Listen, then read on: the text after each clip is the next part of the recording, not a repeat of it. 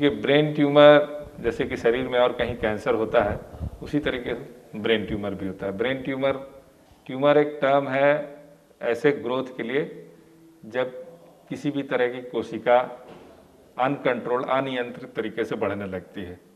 तो दो तरह के ट्यूमर्स होते हैं, एक तो बेनाइन ट्यूमर होते हैं। बेनाइन ट्यूमर मतलब एक कोशिका है जो अपना रूप नहीं छोड़ती, जैसे स्किन है, स्किन बढ़ने लग गया, चमड़े का ओवर ग्रोथ हो गया, ग्रोथ केवल ज़्यादा हो रहा है लेकिन ये कहीं इन्वेट नहीं कर रहा, कहीं और नहीं जा रहा है, और अगर इसको काट के हटा दिया गया तो दोबारा नहीं बढ़ेगा, तो ये हो गया बेनाइन ट्यूमर। और एक होता है कैंसरस ट्यूमर। कैंसरस ये होता है कि जो कि फैलता है, उसका ग्रो करने का बढ़ने का पोटेंशियल बहुत ज़्यादा होता है, बहुत एग्रेसिव होता है, और ये आसपास के टिश्यूज़ को डिस्ट्रॉय भी करता है और उनको इन्वेड करता है। तो ये दो तरह के ब्रेन ट्यूमर्स होते हैं जी। और ब्रेन ट्यूमर के लक्षण कभी कभी क्या होता है कि ब्रेन ट्यूमर का लक्षण डिपेंड करता है कि ब्रेन ट्यूमर मस्तिष्क में कहाँ शुरू हुआ है। अगर ऐसी जगह पे है जहाँ की फंक्शन ज़्यादा नहीं है ब्रेन का या नोन नहीं है, तो उस जगह पे क्या होता है, ब्रेन ट्यूमर यूजुअली साइलेंट रहता है जब तक कि ये बड़ा नहीं हो जाता। जब बहुत बड़ा हो जाता है तो ये सिरदर्द के रूप में उभरता है, सिरदर्द और उल्टी के रूप में। कभी कभी ब्रेन ट्यूमर ऐसे एक्टिव जगह पर रहता है तो उसके कारण मिर्गी आ सकता है, या एक साइड का हाथ पैर का कमजोरी हो सकता है जो धीरे धीरे बढ़ रहा है, या फिर देखने में परेशानी हो सकती है, सुनने में परेशानी हो सकती है, चलने में लड़खड़ाहट हो सकता है। तो ये सारे लक्षण जो है ब्रेन ट्यूमर के हो सकते हैं, लेकिन ब्रेन ट्यूमर से ही ऐसा होगा ऐसा जरूरी नहीं है जी। डॉक्टर साहब, अब मैं चाहूँगी अब दर्शकों को ये बताएं कि ऐसे कौन से लक्षण अगर वो देखें तो उन्हें तुरंत ही डॉक्टर से मुलाकात करके जांच करानी चाहिए।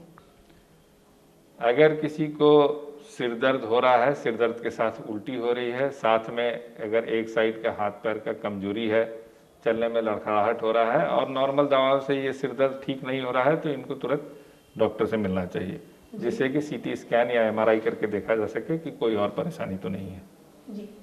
डॉक्टर साहब, जब भी ट्यूमर हटवाने की बात आती है तो लोग बहुत ज़्यादा घबराने लगते हैं, क्योंकि किसी भी ऑपरेशन को लेकर अक्सर घबराहट होती है, लेकिन बात जब दिमाग से जुड़ जाती है तो डर थोड़ा बढ़ जाता है।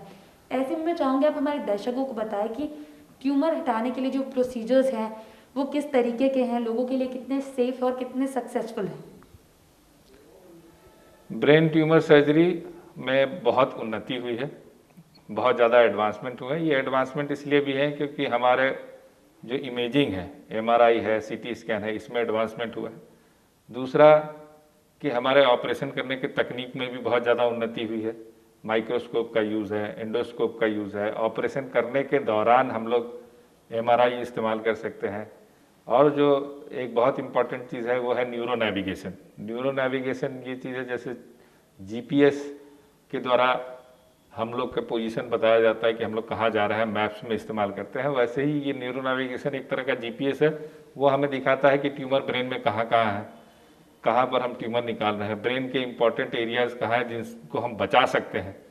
तो ये तकनीक है, इनसे न्यूरो एनेस्थीसिया में बहुत ज़्यादा उन्नति हुई है, जिसमें कई बार क्या होता है कि हम लोग पेशेंट को होश में रख के ऑपरेशन करते हैं, जिससे कि उसके जो इम्पोर्टेंट ब्रेन स्ट्रक्चर्स हैं उनको हम लोग बचा सकें।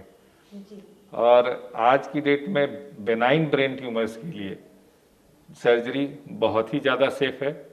इसमें पेशेंट को रिकवर करने में बहुत ज़्यादा टाइम नहीं लगता।